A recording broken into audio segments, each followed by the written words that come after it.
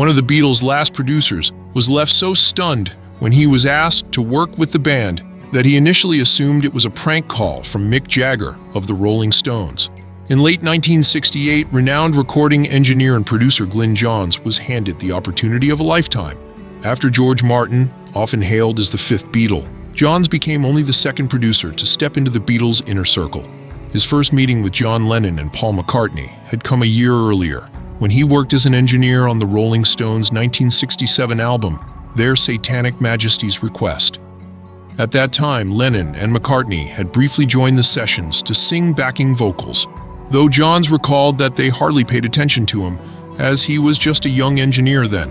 So when Paul McCartney later contacted him to oversee a bold new project, Johns was taken completely off guard.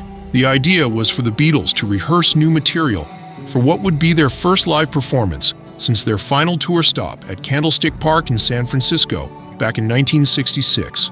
The sessions would be filmed for a television special by director Michael Lindsay Hogg, capturing both the rehearsals and the eventual concert. As history shows, the plan didn't unfold as intended. Peter Jackson's documentary, The Beatles Get Back, would later reveal how loosely formed the project truly was. While McCartney pushed for the concept of a live show, the rest of the band wasn't convinced, leaving the grand idea unrealized.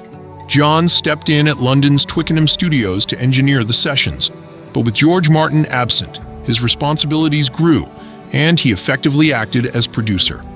When the sessions later moved to the Beatles' own Apple Corps headquarters on Savile Row, Johns continued to shape the recordings. Over time, it became clear that his role was expanding beyond the technical side. He was also guiding the creative process. He worked on the Let It Be tapes for months, but eventually departed when the group began Abbey Road. At that point, the Beatles decided to return to the familiar hands of George Martin and engineer Geoff Emerick. Johns later admitted this was the right decision, acknowledging that the finished record turned out far stronger than it would have under his watch alone.